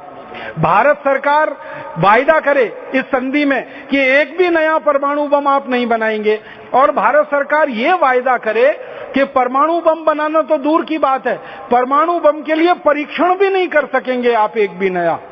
अब तक जितने परीक्षण आपने किए कर लिए, अब आगे एक भी नया परीक्षण आप नहीं कर सकेंगे। तो भारत से ये अपेक्षा की जा रही है कि भारत अपने सारे परमाणु हथियारों को नष्ट कर दे, नया परीक्षण ना करे और नया परमाणु हथियार ना बनाए। लेकिन इसी संधि में अमेरिका, रूस, ब्रिटेन, फ्रांस और चीन जैसे देश शामिल हैं, और वो ये कह रहे हैं कि हमने जितने परमाणु हथियार बनाए हैं वो हम अपनी मर्जी से सुरक्षित रखेंगे और अपनी मर्जी से चाहेंगे तो नष्ट करेंगे, कोई हमें बाध्य नहीं कर सकता। तो NPT संधि में अमेरिका, ब्रिटेन, फ्रांस, चीन जैसे देशों को एक अधिकार है और भारत को कहते हैं आपको ये अधिकार नहीं है, तो भारत इसलिए इसमें हस्ताक्षर नहीं कर रहा है। तो दुनिया के सभी देशों से भारत के ऊपर दबाव डलवाया जा रहा है कि आप इसमें हस्ताक्षर करो करो करो करो करो, और धीरे धीरे भारत में ऐसे लोगों को बिठाया जा रहा है परमाणु ऊर्जा के क्षेत्र में जो अमेरिका समर्थक है और इस संधि के समर्थक हैं, और समय आने पर वो चुपचाप इसमें हस्ताक्षर कर दें। अब अगर NPT में हमने हस्ताक्षर किया तो खतरा कितना बड़ा है मैं आपको बताना चाहता हूं। भारत ने हस्ताक्षर कर दिया NPT में। भारत के पास कहा जाता है कि इस समय 120 परमाणु बम है, तो ये सारे परमाणु बम हमें नष्ट करने पड़ेंगे, नया कोई बम हम बना नहीं सकेंगे और उसका परीक्षण भी नहीं कर सकेंगे। कभी खुदा न खास्ता पाकिस्तान का दिमाग फिर गया, और पाकिस्तान के पास भी 70-80 परमाणु बम है, ये वैज्ञानिकों ने स्वीकार कर लिया है। तो किसी दिन पाकिस्तान का दिमाग फिर गया और उसने भारत के ऊपर परमाणु बम गिरा दिया, और आप चूंकि NPT संधि से बंधे हुए हैं इसलिए आप परमाणु बम ना गिरा सकते हैं ना परीक्षण कर सकते हैं, तो हमारे तो लाखों लोग ऐसे ही मर जाएंगे, हम तो उसका जवाब भी नहीं दे पाएंगे पाकिस्तान को। और अमेरिका जबरदस्ती भारत को धकेल धकेल कर इस NPT की संधि में लाना चाहता है ताकि भारत के सारे हाथ बंध जाएं और हर समय हम अमेरिका के ऊपर आधारित हो जाएं, अमेरिका के ऊपर निर्भर हो जाएं और हर समय अमेरिका की चाकरी करें, जी हजूरी करें, अपनी सुरक्षा के लिए भी हम अमेरिका पे निर्भर हो जाएं। ये NPT की संधि है। और एक संधि भारत से करवाने के लिए दबाव डाला जा रहा है, उसका नाम है CTBT, comprehensive test ban treaty. CTBT उसको शॉर्ट में कहते हैं। इस संधि में भी यही व्यवस्था है। अभी हमारे देश में क्या होता है, मैं एक छोटा सा तथ्य आपके ध्यान में लाना चाहता हूं। 1970 के पहले भारत देश में अपनी सुरक्षा करने के लिए एक भी परमाणु बम नहीं था। 1970 के पहले हमारे देश में अपनी सुरक्षा करने के लिए एक भी बैलिस्टिक मिसाइल नहीं थी। 1970 के पहले अपने देश की सुरक्षा करने के लिए हमारे पास किसी तरह की कोई बड़ी तकनीकी नहीं थी। 1970 के बाद कुछ वैज्ञानिकों ने अपना जी जान लगा दिया इस देश को सुरक्षा के क्षेत्र में स्वावलंबी बनाने के लिए। जिन वैज्ञानिकों ने अपना जी जान लगाया है इस देश की सुरक्षा को स्वावलंबी बनाने में, उनमें एक डॉक्टर भाभा हुआ करते थे, एक डॉक्टर सेठना हुआ करते थे, एक डॉक्टर आयंगर हुआ करते थे, एक डॉक्टर मनमोहन हुआ करते थे, और उसी क्रम में बढ़ते बढ़ते एक डॉक्टर APJ अब्दुल कलाम हुआ करते हैं जो गौरवशाली राष्ट्रपति के रूप में इस देश में पद पर सुशोभित रह चुके हैं। डॉक्टर भाभा हो, डॉक्टर आयंगर हो, डॉक्टर सेठना हो, डॉक्टर ये एपीजे अब्दुल कलाम हो, ये सारे के सारे वैज्ञानिकों का एक ही उद्देश्य रहा। ऐसे 60,000 वैज्ञानिक हुए हैं, मैंने तो नाम लिया है 3-4 का। 60,000 भारत के वैज्ञानिकों ने पूरी ताकत लगाकर पिछले 40 वर्षों में इस देश को सुरक्षा के क्षेत्र में स्वावलंबी बनाया। हमारे यहाँ 50 किलोमीटर की मार करने वाली पहली मिसाइल बनाई स्वदेशी, फिर 100 किलोमीटर की मार करने वाली बनी, फिर 500 किलोमीटर की, फिर 1000 किलोमीटर की, अब 3,500 किलोमीटर की मार करने वाली संपूर्ण स्वदेशी बैलिस्टिक मिसाइल हमारे पास है, जो किसी भी देश की मदद के बिना हमने बनाई है। इसी तरह से हमने परमाणु बम के परीक्षण किए हैं बिना किसी की मदद के, और हमने हमारी सुरक्षा के लिए परमाणु बम बनाए हैं। लगभग 120 परमाणु बम है। ये सब भारतीय वैज्ञानिकों के परिश्रम का फल है और उनकी स्वदेशी भावना की ताकत है ये। अगर वो वैज्ञानिक स्वदेशी भावना से ओतप्रोत नहीं होते तो ये सारे वैज्ञानिक भारत की धरती को छोड़कर भाग गए होते और अमेरिका और यूरोप में अच्छी नौकरियां करके अपना जीवन बिता रहे होते। लेकिन इनमें से एक भी वैज्ञानिक भारत छोड़कर नहीं गया। एक भी वैज्ञानिक ने मातृभूमि को छोड़ना पसंद नहीं किया। कम पैसे लेकर भी इस देश की सेवा की, अपमान सहन करते हुए भी इस देश की सेवा की। आप जानते हैं कि इस देश में नेताओं की जितनी सम्मान और इज्जत होती है उतनी वैज्ञानिकों की सम्मान और इज्जत इस देश में नहीं होती है। फिर भी इन वैज्ञानिकों ने अपमान सहते हुए, अपनी इज्जत को दांव पे लगाते हुए, कम पैसे में काम करते हुए, विपरीत परिस्थितियों में काम करते हुए इस देश को मिसाइल उत्पादन में स्वावलंबी बनाया, बम उत्पादन में स्वावलंबी बनाया, हथियारों के उत्पादन में स्वावलंबी बनाया। हर क्षेत्र में हम धीरे धीरे स्वावलंबी होते गए। ये हमारी आज की स्थिति है। अब सीटीबीटी नाम की जो संधि है वो क्या कहती है? सीटीबीटी संधि ये कहती है कि मिसाइल बनाने के पहले मिसाइलों के परीक्षण करने पड़ते हैं। आप जानते हैं हमारे देश की सरकार ने एक नई मिसाइल का परीक्षण किया है जिसका नाम है धनुष, और वो संपूर्ण स्वदेशी मिसाइल है। भारत के वैज्ञानिकों ने नट बोल्ट से लेकर उसका पूरा इंजन तक सब कुछ यहीं बनाया है, विदेशों से कुछ नहीं लाया। तो मिसाइल बनाने के लिए परीक्षण करने पड़ते हैं। तो अब सीटीबीटी की संधि ये कहती है कि हम सारे परीक्षण बंद कर दें मिसाइलों के, एक भी नया परीक्षण हम मिसाइलों का ना करें। और दुनिया भर के देश मिसाइलों के जो परीक्षण करते हैं, अमेरिका, चीन, जापान, जर्मनी जैसे, वो करते रहें, उनको छूट है, भारत को ये छूट नहीं है। तो ऐसी भेदभावपूर्ण संधि सीटीबीटी, ऐसी भेदभावपूर्ण संधि एनपीटी, इस पर भारत को जबरदस्ती हस्ताक्षर करने के लिए दबाव डाला जा रहा है। अमेरिका में पिछले 50 साल में जितने राष्ट्रपति आए, यूरोप में पिछले 50 सालों में अलग अलग देशों के जितने राष्ट्रपति और प्रधानमंत्री आए, सबने अलग अलग तरीके से भारत पर यह दबाव डाला कि जल्दी से जल्दी भारत सीटीबीटी पर हस्ताक्षर करे और एनपीटी पर हस्ताक्षर करे। इन दोनों संधियों पर हस्ताक्षर करने का मतलब यह है कि अपनी सुरक्षा के लिए पूरी तरह विदेशियों पर निर्भर हो जाना, अपनी आत्मरक्षा के लिए अमेरिका जैसे देशों का पिछलग्गू हो जाना, अपने देश के विकास के लिए, हथियारों के विकास के लिए, चाहे वो परमाणु हथियार हो या बिना परमाणु हथियार हो, सब तरह के हथियारों के विकास के लिए विदेशियों पर निर्भर हो जाना। और आप जानते हैं, सुरक्षा के क्षेत्र में आप विदेशियों पर निर्भर हो जाएं तो इससे ज्यादा खतरनाक बात कोई नहीं होती। अन्न की सुरक्षा हो या सीमा की सुरक्षा हो, दोनों ही स्तर पर अगर आप विदेशियों पर निर्भर हो गए तो वो तो आपकी पूरी आजादी को ही मटियामेट कर सकते। आप जानते हैं पाकिस्तान से हमारे रिश्ते अच्छे नहीं हैं, और आपको ये भी मालूम है कि अमेरिका के पाकिस्तान से बहुत अच्छे रिश्ते हैं। और आजादी के पिछले 60 वर्षों में, 63 वर्षों में हमेशा अमेरिका ने पाकिस्तान का पक्ष लिया है।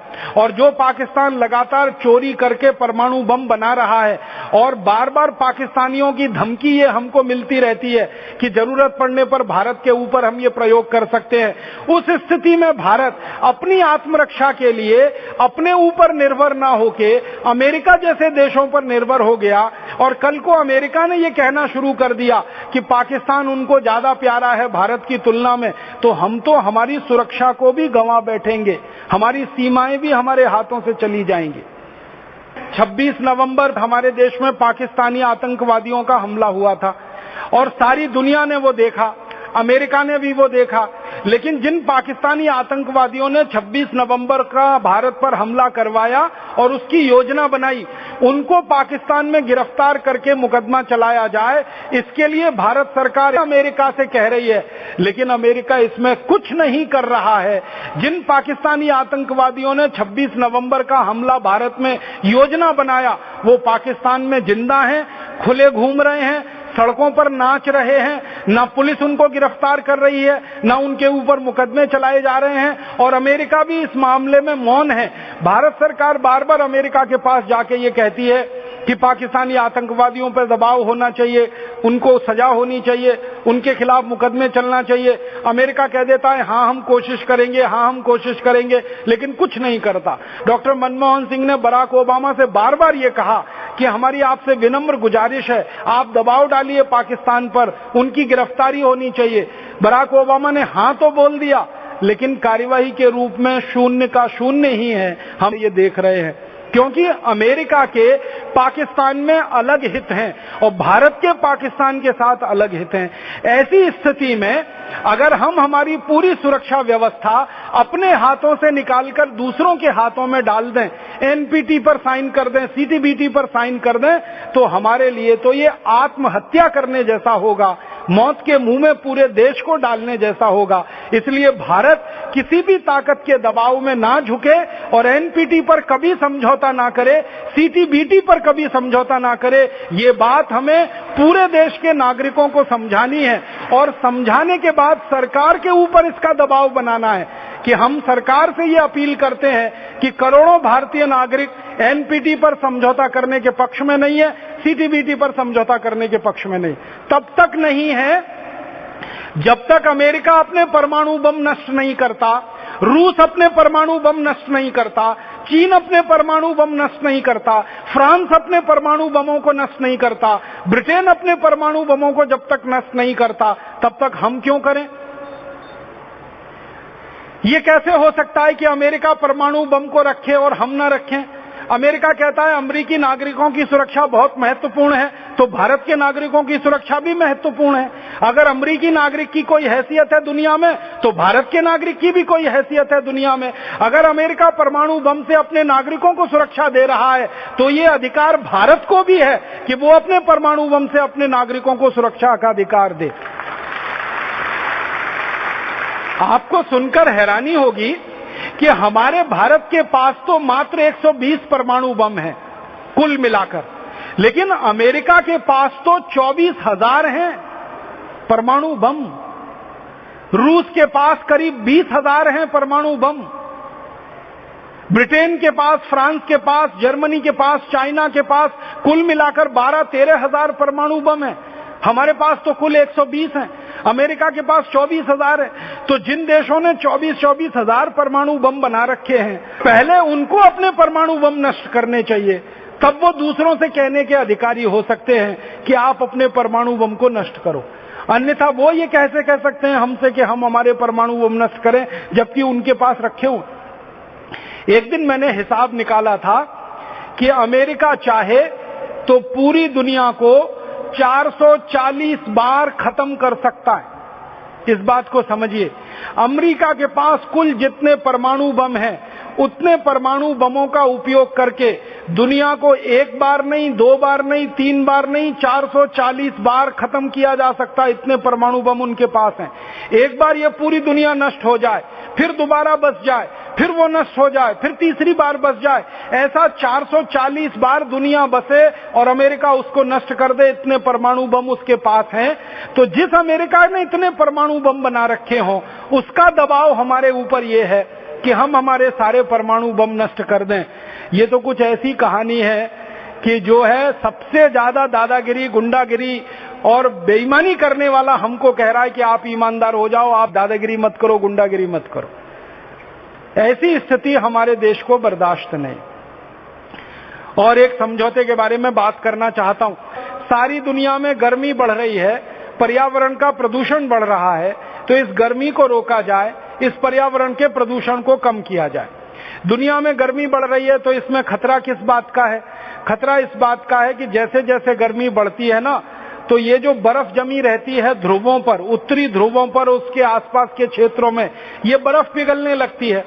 बर्फ के पिघलने से नदियों में पानी बढ़ता है, नदियों में पानी बढ़ने से समुद्र में पानी बढ़ता है, और समुद्र में पानी का स्तर थोड़ा भी बढ़ गया तो दुनिया के 50 से ज्यादा देश हैं जो एक झटके में डूब जाएंगे, क्योंकि वो समुद्र के किनारे हैं। हमारा एक पड़ोसी देश है, उसका नाम है मालदीव। बिल्कुल छोटा सा देश है, टापू जैसा देश है। सबसे पहले डूब जाएगा वो देश अगर समुद्र के पानी में थोड़ी भी बढ़ोतरी हो जाए तो, और मालदीव जैसे 50 देश डूब जाएंगे। तो ये जो दुनिया के छोटे छोटे देश हैं, ये कई वर्षों से इस बात का हल्ला मचा रहे हैं कि जैसे जैसे गर्मी बढ़ रही है, बर्फ ज्यादा पिघल रही है, ग्लेशियर घटते चले जा रहे हैं, नदियों में पानी बढ़ रहा है, समुद्र में पानी बढ़ रहा है, तो 50 देशों के अस्तित्व को खतरा पैदा हुआ है। तो ये दुनिया के सभी देशों से अपील कर रहे हैं कि आप ये गर्मी बढ़ने के जो कारण है, इनको रोकिए और इनको कम करिए। गर्मी बढ़ने का सबसे बड़ा कारण है एक गैस जिसका नाम है कार्बन डाइऑक्साइड, और उसकी एक सहयोगी गैस जिसका नाम है कार्बन मोनोऑक्साइड। ये कार्बन डाइऑक्साइड और कार्बन मोनोऑक्साइड दो गैसें हैं जो सबसे ज्यादा गर्मी बढ़ाती हैं। तो कार्बन डाइऑक्साइड और कार्बन मोनोऑक्साइड गैस कहां से पैदा होती है? ये जितने आधुनिक सुख सुविधाओं वाले काम हम कर रहे हैं दुनिया में, ये सारे आधुनिक सुख सुविधाओं के काम कार्बन डाइऑक्साइड को ही बढ़ा रहे हैं। जैसे हम हमारे घरों में रेफ्रिजरेटर इस्तेमाल करते हैं, उसके कारण सीएफसी गैसों का उत्पादन बढ़ता है, वो गर्मी बढ़ाती है। जैसे हम गाड़ियां चलाते हैं, गाड़ियां चलाने में डीजल पेट्रोल जलता है, उसमें से कार्बन उत्सर्जन होता है, उसके कारण गर्मी बढ़ती है। इसी तरीके से हम दुनिया में बहुत सारे ऐशो आराम के लिए, सैर सपाटे के लिए घूमने जाते हैं, जरूरत नहीं है, उससे गर्मी बढ़ती है। मैं अभी थोड़े दिन पहले कुछ इसका अध्ययन कर रहा था, तो मुझे पता चला कि अमेरिका एक ऐसा देश है, किसी भी मिनट पर, किसी भी एक मिनट पर अमेरिका की हवाई सीमा का अध्ययन करो तो हर समय 7,000 हवाई जहाज वहां उड़ रहे होते हैं। हर समय, हर मिनट 7,000 हवाई जहाज अमेरिका में उड़ रहे होते हैं। माने दुनिया में सबसे ज्यादा हवाई जहाज उड़ाने वाला देश इस समय अमेरिका है। आपको मालूम है, जब हवाई जहाज उड़ना शुरू करता है, जब टेक ऑफ करता है, तो जितनी ईंधन वो जलाता है और जितनी ऊर्जा को खत्म करता है, उतने ईंधन को बचाकर लाखों गाड़ियों को सालों साल चलाया जा सकता है। एक जहाज उतना ईंधन जला देता, और अमेरिका में 7,000 जहाज एट ए टाइम हर समय उड़ रहे होते हैं, तो कितना ईंधन ये जलाते हैं। और जितना ईंधन डीजल, पेट्रोल और हवाई जहाज में जलता है, वो सभी ईंधन जो है ना, गर्मी पैदा करता है, कार्बन उत्सर्जन बढ़ाता है। तो दुनिया में ऐशो आराम की जितनी चीजें चल रही हैं, वो सब कार्बन उत्सर्जन बढ़ाने वाली हैं और उससे गर्मी बढ़ रही है। अब कार्बन उत्सर्जन और गर्मी बढ़ाने वाले देश हैं America, Canada, Germany, France, Britain, Sweden, Switzerland, Denmark, Norway, जिनको अमीर देश कहा जाता है। और जान पर बन के आ रही है गरीब देशों की। मालदीव एकदम गरीब देश है, मॉरिशस एकदम गरीब देश है। ऐसे दुनिया के 50 देश डूबने को बिल्कुल तैयार बैठे हैं। तो मारे जाएंगे गरीब और मजा कर रहे हैं अमीर। और ये अमीर देश मिलकर इस बात पर सहमत नहीं हो रहे हैं कि उनकी जीवन शैली को वो बदलें जिससे कार्बन उत्सर्जन कम हो। ये अमीर देशों की जीवन शैली का एक सबसे बड़ा खुट कर्म है, पाप कर्म है, ये मांसाहारी खाना खाते हैं। ब्रिटेन है, फ्रांस है, जर्मनी, अमेरिका है, कनाडा है, ऐसे 24 देश सबसे ज्यादा मांस खाते हैं दुनिया में। और इनके मांस खाने के लिए हर साल जानवर कटते हैं, और हर साल जो जानवर ये काटते हैं, उन जानवरों को काट काट के खाते हैं। करोड़ों की संख्या में ये जानवरों को काट देते हैं हर साल। इन जानवरों को खिलाने के लिए अनाज पैदा करना पड़ता है। 60 से 70% अनाज पूरी दुनिया का ये जानवर खा जाते हैं। फिर इन जानवरों को अनाज खिला के मोटा किया जाता है। फिर उन मोटे जानवरों का मांस ये अमीर देश के लोग खाते हैं। तो जानवरों का मांस पैदा करने में कार्बन उत्सर्जन होता है। अनाज जब पैदा किया जाता है और जानवरों को खिलाने के लिए उपयोग में लाया जाता है, तब कार्बन का उत्सर्जन होता है। इन जानवरों के मांस को एक गांव से दूसरे गांव, एक जगह से दूसरी जगह ले जाया जाता है, फालतू में ट्रांसपोर्टेशन होता है, तब कार्बन का उत्सर्जन होता है। फिर इस मांस को हमेशा रेफ्रिजरेशन की स्थिति में रखा जाता है, तब कार्बन का उत्सर्जन होता है। तो इस मांस के उद्योग को चलाने के लिए दुनिया में सबसे ज्यादा कार्बन उत्सर्जन होता है। और फिर ये दुनिया के अमीर देशों की मौज मस्ती और ऐशो आराम के लिए सबसे ज्यादा कार्बन उत्सर्जन होता है। सारी दुनिया में कुल जितना कार्बन उत्सर्जन हो रहा है उसका 60 से 70% इन अमीर देशों के कारण है।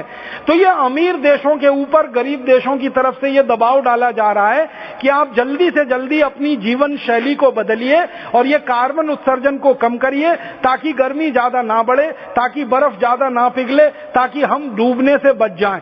तो 50 देश अपने अस्तित्व की लड़ाई लड़ रहे हैं, लेकिन ये बेईमान अमीर देश उनकी एक बात को भी सुन नहीं रहे हैं। और ये अमीर देश बिल्कुल तैयार नहीं है इस बात के लिए कि वो अपने कार्बन उत्सर्जन में कोई कमी करें। उल्टा ये सारे अमीर देश आपस में मिलकर गरीब देशों पे दबाव डाल रहे हैं और उनको कह रहे हैं तुम कार्बन उत्सर्जन में कमी करो, हम तो कमी नहीं करेंगे, नहीं तो हमारा विकास बंद हो जाएगा, हमारा विकास बाधित हो जाएगा। अमेरिका की सरकार ने मना कर दिया, दुनिया भर के 24 अमीर देशों की सरकारों ने मना कर दिया। तो जिस संधि को अमीर देश करने को तैयार नहीं है, उस संधि को गरीब देशों से जबरदस्ती करवाने के लिए दबाव डाला जा रहा है। खुशी की बात यह है कि भारत देश ने साफ साफ कह दिया कि हम इस सम्मेलन की किसी संधि पर हस्ताक्षर नहीं करेंगे जब तक कि अमीर देश अपनी जिम्मेदारी तय नहीं करते कार्बन उत्सर्जन में कमी लाने की, और पिछले 100 वर्षों में इन्होंने जो नुकसान किया है पूरी दुनिया का, उसका मुआवजा देने की, हर्जाना देने की। 100 साल में अमेरिका और अमीर देशों ने जितना नुकसान कर दिया पूरी दुनिया में कार्बन पैदा करके, उसका वो हर्जाना भरें और आगे भविष्य में वो नई कार्बन पैदा करेंगे, इसकी गारंटी दे, तभी भारत इसमें समझौते पर हस्ताक्षर करेगा। भारत ने मना कर दिया, थोड़ा अच्छा हुआ हमने हिम्मत दिखाई। इसी तरह की हिम्मत हर जगह दिखाने की जरूरत है। परिणाम जानते हैं क्या निकला? जैसे ही भारत ने हिम्मत दिखाई, चीन ने भी हिम्मत दिखाई। चीन ने कहा हम भी हस्ताक्षर नहीं करेंगे। ब्राजील ने हिम्मत दिखाई, उन्होंने कहा हम भी नहीं करेंगे। अर्जेंटीना ने कहा हम भी नहीं करेंगे। अब धीरे धीरे 77 देश कह रहे हैं कि अगर भारत नहीं करेगा तो हम भी नहीं करेंगे। अब ये 77 देशों को मुझे लगता है कि इस समय भारत देश के नेताओं के पास ऐसा अच्छा अवसर है कि इन 77 देशों को एकजुट कर लिया जाए और इनका एक अलग से संगठन बना लिया जाए और इस संगठन की ताकत से अमीर देशों को झुकाया जाए, मजबूर किया जाए और अमीर देशों से कहा जाए कि आप जिम्मेदार हैं कार्बन उत्सर्जन के और पर्यावरण की गर्मी के, तो पहले आप कटौती करो, अपनी जीवन शैली को बदलो, मांस खाना बंद करो जिसके कारण सबसे ज्यादा गर्मी बढ़ रही है, अय्याशी का और ऐशो आराम का जीवन बिताना बंद करो जिसके कारण सबसे ज्यादा गर्मी बढ़ रही है, सादगी से जियो, कम खाओ, कम पियो, कम से कम में अपना जीवन चलाओ। हम भारतवासी तो सारी दुनिया को ये उपदेश कर सकते हैं, तेन त्यक्तेन भुंजीथा मां हृदय कस्य सिद्धनम ईशावास्यम इदम सर्वम यत्किंच जगत्याम जगत तेन त्यक्तेन भुंजीथा मां हृदय कस्य सिद्धनम। चराचर जगत में जो भी कुछ है वो सब भगवान का दिया हुआ है, इसलिए हम उसका त्याग पूर्वक ही भोग कर सकते हैं, खाली भोग नहीं कर सकते। तो हम भारतवासी अमेरिका को और यूरोप के देशों को बता सकते हैं कि आप अपनी जीवन शैली बदलो और इसमें भोग कम करो, त्याग ज्यादा करो, तप ज्यादा करो, तपस्या ज्यादा करो, साधारण तरीके से जीवन बिताओ, simple living and high thinking वाली फिलॉसफी में जाओ, सादा जीवन उच्च विचार की फिलॉसफी में जाओ, तो पर्यावरण में कार्बन उत्सर्जन अपने आप कम हो जाएगा, गर्मी अपने आप कम हो जाएगी और दूसरे देशों के लिए भी ये आदर्श प्रस्तुत हो जाएगा। तो ये व्यवस्था होनी चाहिए वास्तव में और इस व्यवस्था की तरफ हम सबको बढ़ना चाहिए। मुझे लगता है इसी में से बाकी संधियों को खत्म करने का भी रास्ता निकलता है और दूसरी जो संधियां हमने कर रखी हैं उसके लिए भी यही सिद्धांत हमें हमारे जीवन में लाना चाहिए। और वो सिद्धांत कैसे लाना चाहिए? अब मैंने आपको एक संधि की बात की, विश्व बैंक और अंतर्राष्ट्रीय मुद्रा कोष की संधि, उसमें भी यही होना चाहिए कि अमीर देशों के लिए अगर विश्व बैंक और मुद्रा कोष कोई शर्त नहीं लगाता कर्जे की, तो गरीब देशों पर वो शर्तें क्यों लगनी चाहिए? अमीर देशों की मुद्राओं का अगर अवमूल्यन नहीं होता, डॉलर का अवमूल्यन नहीं होता, स्टर्लिंग पाउंड का अवमूल्यन नहीं होता, यूरो डॉलर का अवमूल्यन नहीं होता, तो रुपए का अवमूल्यन क्यों होना चाहिए? रुपया का अवमूल्यन क्यों होना चाहिए? भारत जैसे गरीब देशों की मुद्राओं का अवमूल्यन क्यों होना चाहिए? जब अमीर देश अपनी मुद्रा को घटाने को तैयार नहीं है, तो कोई गरीब देश भी अपनी मुद्रा को नहीं घटाएगा। दुनिया का व्यापार समानता के आधार पर चलाया जाएगा। हमें ऐसी ही एक ध्वनि निकालनी चाहिए ये विश्व बैंक और अंतर्राष्ट्रीय मुद्रा कोष की संधि के बारे में। या तो इस संधि की शर्तों को बदलवाया जाए या इस संधि को हमेशा के लिए समाप्त किया जाए। इसी तरह वर्ल्ड ट्रेड ऑर्गेनाइजेशन की जो संधि है, जिसमें किसानों के लिए ये कहा गया है कि भारत की सरकारें किसानों को मदद नहीं करेंगी, तो अमेरिका की सरकारें किसानों को क्यों मदद करें? अगर भारत के किसानों को सब्सिडी नहीं दी जा सकती WTO की शर्तों के आधार पर, तो अमेरिका के किसानों को सब्सिडी क्यों मिलनी चाहिए? आपको मालूम है, अमेरिका का किसान $100 का उत्पादन करे तो सरकार की तरफ से $400 की मदद मिलती है उसको। यूरोप का किसान अगर $100 का उत्पादन करे तो यूरोप की सरकारें अपने किसानों को $400 की मदद करती हैं। अगर अमेरिका की सरकारें, यूरोप की सरकारें $100 के उत्पादन पर $400 किसानों की मदद कर सकती हैं, तो भारत की सरकारें क्यों नहीं कर सकती? ₹100 के उत्पादन पर ₹400 की मदद किसानों की हम क्यों नहीं कर सकते? हम अगर मदद करें तो WTO की संधि में हम फंसे, अमेरिका अपने किसानों की मदद करे तो वो WTO की संधि के आधार पर क्यों नहीं फंसना चाहिए? माने संधि होती है तो बराबरी के स्तर पर होती है। ये नहीं हो सकता कि एक कोई बहुत ऊंचा और एक कोई बहुत नीचा। ऊंचे और नीचे लोगों में संधियां नहीं हुआ करती, संधियां हमेशा बराबर के लोगों में होती हैं। और अगर ऊंचे नीचे लोगों में संधि आप करेंगे तो हमेशा नीचे वाले का शोषण होगा और ऊपर वाला उस शोषण से ताकतवर होता चला जाएगा। तो विश्व बैंक और अंतर्राष्ट्रीय मुद्रा कोष की संधियों की शर्तें बदलवानी है, विश्व व्यापार संगठन की संधियों की शर्तें बदलवानी है। विश्व व्यापार संगठन की शर्तों में सबसे पहली शर्त ये बदलवानी है कि विश्व का व्यापार करना है, कराना है, ये हर देश का अपना संप्रभु अधिकार है, उसका सॉवरेन राइट है। कोई देश की संसद क्या कानून बनाए, क्या कानून ना बनाए, ये उस देश की संसद का संप्रभु अधिकार है। WTO ये कैसे तय कर सकता है कि आपको ये कानून बनाना चाहिए, दूसरा नहीं बनाना चाहिए? WTO हमारी सरकार की सरकार नहीं हो सकता, कोई सुपर गवर्नमेंट वो नहीं बन सकता। इसलिए ये संधि में से इस शर्त को निकलवाना चाहिए। और बाकी जो शर्तें हैं, देशी और विदेशी कंपनियों को एक बराबर व्यवहार करना, देशी और विदेशी नागरिकों को एक बराबर व्यवहार करना, दुनिया में कोई नहीं करता तो हम कैसे कर सकते हैं? हमारे भारत के नागरिक ब्रिटेन में जाते हैं तो उनके साथ विदेशियों का ही व्यवहार होता है, वो अपने स्वदेशी नागरिक जैसा व्यवहार हमसे नहीं करते, तो हम क्यों करेंगे दूसरों के साथ? तो भारत के लिए ही सारा कुछ है और दूसरों के लिए कुछ नहीं है। तो ऐसी अन्यायपूर्ण, पक्षपातपूर्ण जो संधियां हैं, वो WTO की हो, वो वर्ल्ड बैंक की हो, वो IMF की हो, वो CTBT की हो, वो NPT की हो, वो चाहे कार्बन उत्सर्जन की ट्रीटी हो, दुनिया की कोई भी ऐसी संधि हमें मंजूर नहीं है जो हमारे साथ पक्षपात करती है और दूसरे देशों को हमारा शोषण करने का अधिकार देती है। तो सारे भारत में हमें ये अभियान चलाना है, इन अंतर्राष्ट्रीय संधियों के खिलाफ पूरे देश में एक माहौल बनाना है। जब तक पूरे देश में कोई माहौल नहीं बनेगा तब तक इन संधियों को संसद से हम निरस्त नहीं कर पाएंगे। आप मुझे ये तकनीकी सवाल पूछ सकते हैं कि क्या इन संधियों को रद्द करने का अधिकार हमारे पास है? हाँ है। हमारे देश की संसद को ये सारी संधियां रद्द करने का अधिकार है। हम WTO की संधि हमारी संसद से रद्द कर सकते हैं, विश्व बैंक की संधि रद्द कर सकते हैं, अंतर्राष्ट्रीय मुद्रा कोष की कर सकते हैं, किसी भी संधि को हमारी संसद रद्द कर सकती है। ये संसद का सार्वभौम अधिकार है। बस बात इतनी सी है कि संसद में इस विचार को लेकर पहुंचने वालों का बहुमत चाहिए, बाकी संसद कुछ भी कर सकती है। हमारे देश की संसद ये सभी संधियों को रद्द करने का अधिकार रखती है। बस हमारी संसद में 350 ऐसे सांसद चाहिए जो इस विचार को लेकर जाएं और इस संधियों को एक साथ रद्द करते चले जाएं। तो आप पूछेंगे फिर दुनिया में कोई झगड़ा होगा क्या? कुछ नहीं होगा। मैं आपको कई देशों का नाम लेके बताता हूं जिन्होंने इन सारी संधियों को अपनी संसद में रद्द किया है और वो जीवित हैं और अच्छे तरीके से सम्मान का जीवन बिता रहे हैं। मैं एक देश का नाम लेके आपको कहना चाहता हूं, क्यूबा नाम का एक छोटा सा देश है, अमेरिका के बिल्कुल नजदीक में है। उसने विश्व व्यापार की संधि नहीं मानी, WTO की संधि उसने नहीं मानी, उसने विश्व बैंक वाली संधि भी नहीं मानी, उसने अंतर्राष्ट्रीय मुद्रा कोष की संधि भी नहीं मानी, CTBT को तो वो मानता ही नहीं है, NPT को भी नहीं मानता है।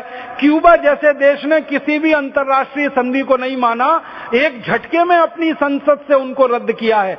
क्यूबा में इस समय एक राष्ट्रपति है, उनका नाम है फिडेल कास्ट्रो। पूरे देश का समर्थन उनके साथ में है और वो सालों साल से राष्ट्रपति हैं। जब वो पहली बार राष्ट्रपति चुनकर आए, लाखों करोड़ों लोगों ने उनको समर्थन दिया और उन्होंने इन संधियों को अपनी संसद से रद्द करा दिया। अब क्यूबा जैसा देश इन सब संधियों को रद्द करा सकता है और क्यूबा जीवित है, सम्मान के साथ जीवित है। उनकी मुद्रा की ताकत भी बहुत बड़ी है और उनके देश की ताकत भी बहुत बड़ी है।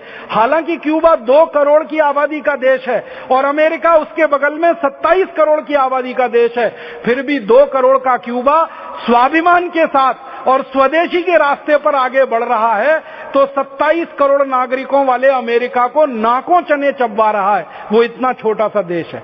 क्यूबा जिंदा रह सकता है इन संधियों को रद्द करके, तो हमारा देश भी जिंदा रह सकता है इन संधियों को रद्द करके। क्यूबा तो एक उदाहरण है, ऐसे में दुनिया के 40 देशों का उदाहरण आपको दे सकता हूं जिन्होंने इन संधियों को रद्द किया है अपने अपने देश की संसद से, और उसके लिए उन्होंने आत्मोत्सर्ग करने तक अपनी जीवन को दांव पे लगाया। हमारा एक पड़ोसी देश है, उसका नाम है इराक। आपको मालूम है इराक के राष्ट्रपति सद्दाम हुसैन को मारा गया, उसका सबसे बड़ा कारण यह है कि उसने बहुत सारी अंतर्राष्ट्रीय संधियों को माना नहीं अपने देश में।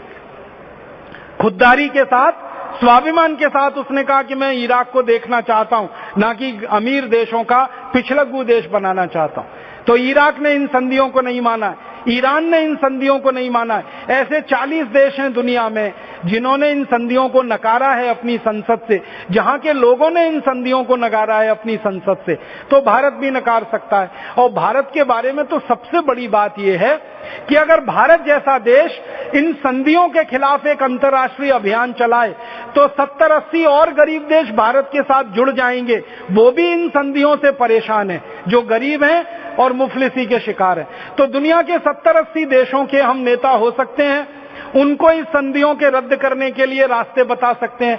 फिर आप बोलेंगे हम भविष्य में विकल्प क्या दे सकते हैं? विकल्प हम ये दे सकते हैं कि जो 70-80 देश इन संधियों से बाहर आएंगे वो आपस में मिलकर नई संधियां कर सकते हैं, जिसमें अमेरिका को शामिल ना करें, कनाडा को शामिल ना करें, यूरोप के देशों को शामिल ना करें। 24 अमीर देशों को बाहर निकालकर सारे गरीब देश मिलकर आपस में संधि कर लें, तो ये अमीर देश नाक रगड़ेंगे और भूखे मर जाएंगे, क्योंकि उनके पास कुछ नहीं है जो वो पैदा करके अपनी जनता को खिला सके। आपको मालूम है अमीर देशों के पास संसाधन नहीं है, भगवान की दी हुई कोई संपत्ति उनके पास नहीं है। फिर आप बोलेंगे वो अमीर कैसे हैं? उनके पास श्रम भी नहीं है, उनके पास संसाधन भी नहीं है, फिर भी वो अमीर कैसे हैं? वो सिर्फ एक चालाकी के दम पर अमीर हैं, और उनकी चालाकी है मुद्रा के मूल्य को उन्होंने ऊंचा रखा हुआ है। $1 को 50 रुपए बनाया हुआ है, 1 स्टर्लिंग पाउंड को 80 रुपए बनाया हुआ है। इसी चालाकी के कारण वो अमीर हैं। जिस दिन उनकी ये चालाकी खत्म हो गई, वो सब के सब जमीन पर आ जाएंगे, क्योंकि भगवान का दिया हुआ उनके पास कुछ नहीं है। हम गरीब देश गरीब क्यों हैं? हम गरीब देश इसलिए गरीब हैं कि भगवान के दिए हुए भरपूर संसाधन है, भगवान के दिए हुए लोगों का भरपूर श्रम है, लेकिन मुद्रा की कीमत नहीं है, मुद्रा की ताकत नहीं है। और अंतर्राष्ट्रीय बाजार में कोई भी संसाधन का विक्रय होता है वो मुद्रा के माध्यम से होता है। मुद्रा जो है ना मीडियम है एक्सचेंज का। कोई भी साधन खरीदें बेचें तो मुद्रा बीच में आती है। गरीब देशों की मुद्राओं की कीमत कम है, यही उनकी सबसे बड़ी कम नसीबी है। तो गरीब देश अगर इस सच्चाई को समझ लें कि संसाधन उनके पास है, धन उनके पास है श्रम के रूप में, और बौद्धिक क्षमता के रूप में। इससे बड़ा धन क्या चाहिए? अगर आपके पास बौद्धिक क्षमता है तो टेक्नोलॉजी तो आप 1000 बना सकते हैं, और आपके पास श्रम है तो उत्पादन आप हजारों गुना कर सकते हैं, और भगवान के दिए हुए प्राकृतिक संसाधन है तो उनको बदलने की क्षमता आप रखते हैं। तो आपके पास तो सब कुछ है, बस मुद्रा की कीमत में आपकी जो कमजोरी है, इस कमजोरी को आप मजबूती में बदल दो। और मजबूती में बदलने का तरीका यह है कि दुनिया के जो जो देशों की मुद्राएं कम है, इन सब देशों का हम संगठन बनाएं और सब मिलकर एक साथ विश्व बैंक और मुद्रा कोष के खिलाफ अभियान चलाएं, और विश्व बैंक और मुद्रा कोष की जो शर्तों की सूची है उसमें से मुद्रा का व्यवहार निकलवा दें, तो सारे गरीब देश रातों रात अमीर हो जाएंगे और दुनिया के सारे अमीर देश रातों रात गरीब हो जाएंगे। ये सब एक झटके में होने वाला है। अब इसको करेगा कौन? एक कहावत कही जाती है ना, बिल्ली के गले में घंटी बांधेगा कौन? सबसे बड़ा प्रश्न ये खड़ा होता है। रास्ता तो हमें दिख रहा है, काम क्या करना है वो भी मालूम है, लक्ष्य भी हमको दिखाई दे रहा है। अब प्रश्न उठता है कि ये साहस कौन करेगा, ये हिम्मत कौन करेगा? दुनिया के 70-80 देशों को इकट्ठा करने के लिए अगुवाई कौन करेगा? लीडरशिप किसके पास होगी? तो मुझे ऐसा लगता है विनम्रता पूर्वक कि भारत ये काम कर सकता है, क्योंकि बार बार भारत ने दुनिया के देशों को रास्ता दिखाया है और दुनिया के देशों को एक आगे बढ़ाने के पथ पर लाया है। बार बार भारत दुनिया के देशों का गुरु रहा है, बार बार भारत दुनिया में विश्व गुरु का स्थान पाता रहा है, बार बार भारत दुनिया की लीडरशिप करता रहा है। शांति के लिए हो या युद्ध के लिए हो, हमने नेतृत्व किया है पूरी दुनिया को और हमने नेतृत्व दिया है। तो आने वाले समय में भी भारत ही नेतृत्व करेगा और भारत इन 70-80 देशों को रास्ता दिखाएगा, रास्ता बताएगा। अब भारत में ये काम जो करेगा वो आप सब करेंगे, हम सब करेंगे। हमारा संगठन भारत स्वाभिमान, आपका संगठन भारत स्वाभिमान, हम सबका संगठन भारत स्वाभिमान इसी काम को करने के लिए प्रतिबद्ध है कि अपने देश की मुद्रा की ताकत हमको बढ़ानी है और हमारे जैसे गरीब देशों के मुद्राओं की ताकत भी हमको बढ़वानी है, और विश्व बैंक और मुद्रा कोष की शर्तों को बदलवाना है, WTO की संधि को बदलवाना है, CTBT, NPT या कार्बन उत्सर्जन की संधियों को पक्षपात पूर्ण नहीं रखना है, उनको समानता के व्यवहार पर आधारित बनवाना है। ये सब काम करना है। भारत स्वाभिमान इसमें अगुवाई ले चुका है, लीडरशिप हमारे हाथ में है। बिल्ली के गले में हम घंटी बांधेंगे और सारी दुनिया को हम ये रास्ता दिखाएंगे और ईश्वर हमको रास्ता दिखाएगा, परमपिता परमात्मा हमको मदद करेगा, इसका हमें पूरा विश्वास है। क्योंकि हम सत्य पथ पर चल रहे हैं, हम साधना के पथ पर चल रहे हैं, दूसरों के दुखों को उतनी ही संवेदनशीलता से हम महसूस कर रहे हैं जैसे वो देश महसूस करते हैं। मुद्रा की कीमत कम होने का दर्द क्या होता है, ये इंडोनेशिया वाले जितना जानते हैं उतना हम जानते हैं, अफ्रीकी देश जितना जानते हैं हम जानते हैं, एशिया के देश जितना जानते हैं हम जानते हैं। तो हमारा दर्द उनके दर्द जैसा है, हमारी पीड़ा उनकी पीड़ा जैसी है, हमारा दुख उनके दुख जैसा है। तो हमारा तो एक ही निवेदन है कि दुनिया के सब देश एक साथ मिलकर इकट्ठे हों भारत के साथ, और भारत के लोग इकट्ठे हों भारत स्वाभिमान के साथ। तो ये भारत स्वाभिमान अगुवाई करेगा और सारे विश्व को इन अंतर्राष्ट्रीय संधियों के मकड़जाल से मुक्त कराने में सफल होगा। इस भावना के साथ आप सभी का आभार व्यक्त करता हूं, धन्यवाद देता हूं, ईश्वर से प्रार्थना करता हूं कि हमको शक्ति मिले, साहस मिले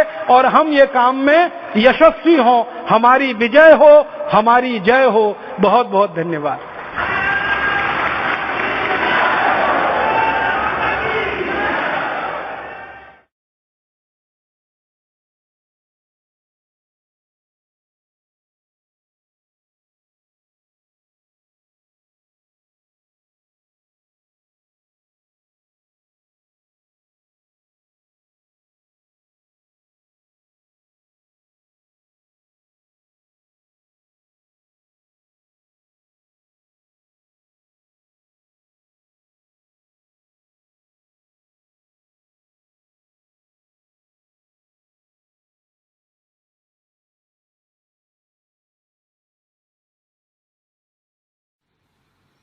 दोस्तों सबसे पहले तो चैनल सब्सक्राइब करें, फिर लाइक, कमेंट और शेयर करें।